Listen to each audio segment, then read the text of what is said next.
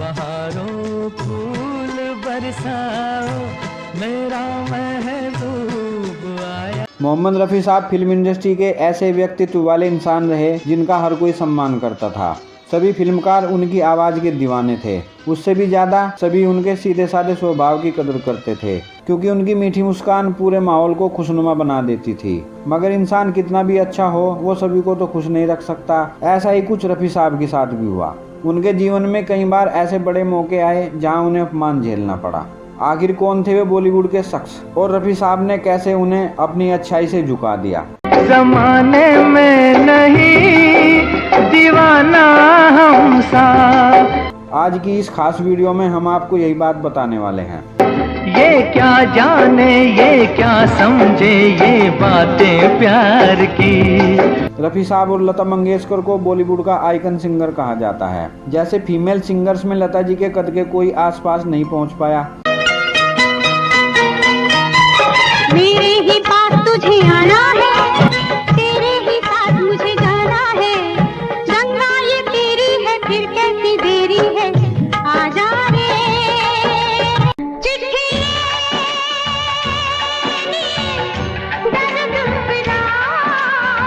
रेशम सा ये रूप सलोना यौवन है या। वैसे ही मेन सिंगर्स में रफ़ी साहब का कोई मुकाबला नहीं था। मेरी महबूबा महबूबा महबूबा, तुझे जाना है तो जा। तुम्हारी नजर क्यों खफा हो गई, खता बचाऊंगा मैं तुझे सांझ सवेरे, फिर भी आपके पहलू में आकर रो दी। नजरों में तू ही तू है, बस तेरी आरज़ू है। किसी भी युगल सॉन्ग के लिए ये दोनों परफेक्ट सिंगर थे। 60 का दशक आते आते इन दोनों का रुतबा इतना बढ़ गया था कि हर संगीतकार इन दोनों से ही गाने रिकॉर्ड करवाना चाहता था। उस दौर में लगभग 80% गाने इन दोनों से ही रिकॉर्ड करवाए जाते थे। जो वादा किया वो निभाना पड़ेगा, निभाना।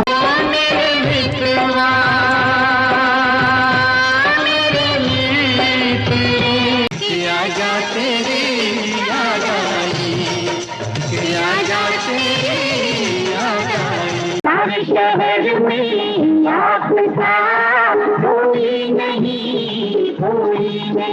मगर इनके गानों से होने वाली आमदनी को फिल्म निर्माता और म्यूजिक कंपनियां आपस में बांट लेते थे, जबकि सिंगर्स और म्यूजिक डायरेक्टर को फीस के अलावा कुछ भी नहीं मिलता था। तब लता जी ने रॉयल्टी की मांग उठाना शुरू कर दिया, क्योंकि लता जी का मानना था कि अगर सिंगर्स का काम कम हो जाए तो वे गानों की रॉयल्टी से अपनी जीविका चला सकते हैं। लता जी ने किशोर दा, मन्ना डे, मुकेश और तलत महमूद जैसे दिग्गज सिंगर से बात की तो वे भी रॉयल्टी की मांग के समर्थन में आ गए। लेकिन रफ़ी साहब को यह मांग लालच लग रही थी, क्योंकि उनका मानना था कि जब हम गाने की पूरी फीस ले चुके हैं तो उस गाने पर हमारा कोई हक नहीं होना चाहिए, क्योंकि उन्होंने कभी पैसे का लालच नहीं किया। नज़ारों हर तरफ अब तान दो एक नूर की। आशा भोसले जी का भी यही मानना था, इसलिए वे रफ़ी साहब की साथ थी।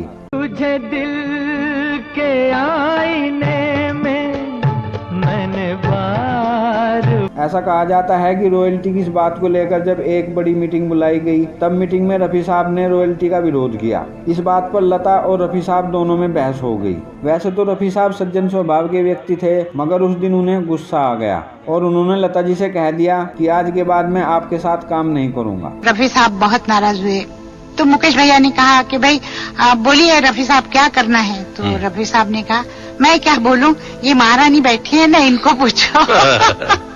हालांकि बाद में रॉयल्टी मिलने लगी थी। खैर, लता जी तो पहले से ही भड़की हुई थी। उन्होंने भी रफ़ी साहब से कहा आप क्या नहीं गाएंगे, आज के बाद मैं खुद आपके साथ गाना नहीं गाऊंगी। तो मैंने कहा आप महारानी मुझे क्यों कह रहे हैं रफ़ी साहब। तो कहने लगे आप इस तरह से बात करेंगे तो मैं गाऊंगा नहीं आपके साथ। मैंने कहा आप क्यों तकलीफ कर रहे हैं, मैं आपके साथ नहीं गाऊंगी। इस झगड़े के बाद लता जी ने सभी संगीतकारों से कह दिया कि अगर किसी ने रफ़ी साहब से गाना गवाया तो मैं कभी उन संगीतकारों के साथ काम नहीं करूंगी। इसके बाद रफ़ी साहब नई गायिकाओं के साथ गाने लगे। जान चली जाए जिया नहीं जाए, झिम झिम के गीत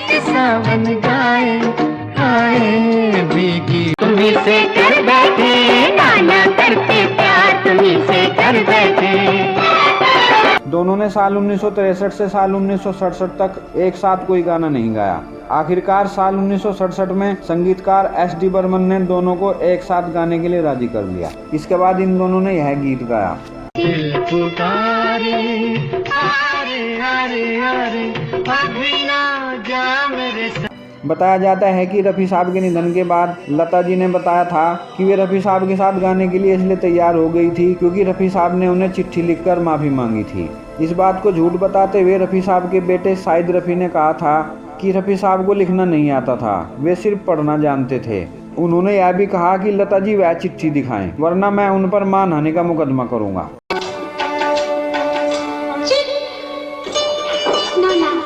हालांकि लता जी ने वो चिट्ठी नहीं दिखाई और यह मामला यहीं खत्म हो गया।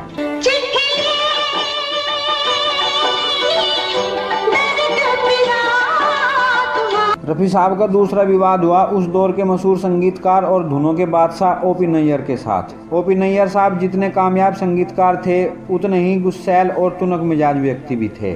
वे संगीत और जिंदगी दोनों को अपनी शर्तों पर जीते थे। उन्हें फीमेल सिंगर्स में आशा जी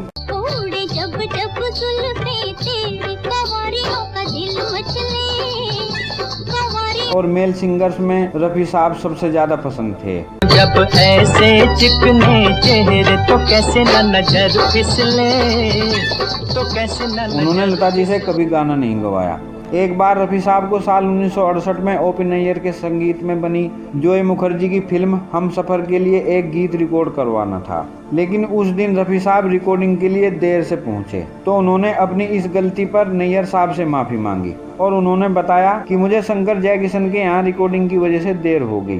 शंकर जयकिशन और ओ.पी. नैयर प्रतिद्वंदी थे, इसलिए वे रफ़ी साहब की इस बात को सुनकर गुस्सा हो गए और उनसे बोले, तुम्हारे पास शंकर जयकिशन के लिए वक्त है और हमारे लिए नहीं, इसलिए मुझे तुम्हारी कोई ज़रूरत नहीं है। यह बात सुनकर भी रफ़ी साहब ने कोई रिएक्ट नहीं किया। वे जानते थे कि नैयर साहब का गुस्सा कितना खराब है। रफ़ी साहब ने नैयर से शांत आवाज में कहा, पहले हम गाना रिकॉर्ड कर लेते हैं, उसके बाद हम आराम से अलग हो सकते हैं। नैयर रिकॉर्डिंग के लिए मान गए। दिल की आवाज भी सुन मेरे फसाने पे न जा।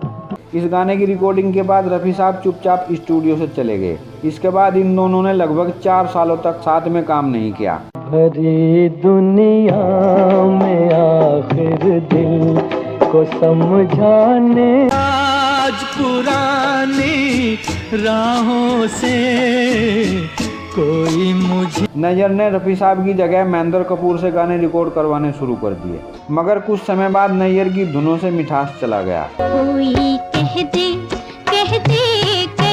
ज़माने से जाके कि हम। उनकी संगीतबद्ध लगभग सभी फिल्में फ्लॉप होने लगी। लगभग 4 सालों बाद अचानक एक दिन रफ़ी साहब नैयर के घर आए। रफ़ी साहब को अचानक अपने घर देखकर नैयर साहब भावुक हो गए। उन्होंने रफ़ी साहब से कहा, तुम एक कामयाब सिंगर ही नहीं बल्कि मुझसे भी बेहतर इंसान भी हो। तुमने अपने अहंकार पर जीत हासिल कर ली है जो मैं नहीं कर पाया। दोस्तों, उनका तीसरा विवाद हुआ मशहूर फिल्म निर्माता निर्देशक B.R. चोपड़ा जी के साथ। यह विवाद आप हमारी इस वीडियो में देख सकते हैं। तो दोस्तों, ऐसे थे रफ़ी साहब। उनके बारे में जितनी भी बात की जाए उतनी कम है। वो जब याद आए बहुत याद आए। कौन परदेसी तेरा दिल ले गया, मोटी मोटी अखियों में आंसू दे गया। यह वीडियो आपको कैसी लगी कृपया कमेंट बॉक्स में जरूर बताएं। तो फिर होगी मुलाकात ऐसी ही किसी दिलचस्प वीडियो के साथ।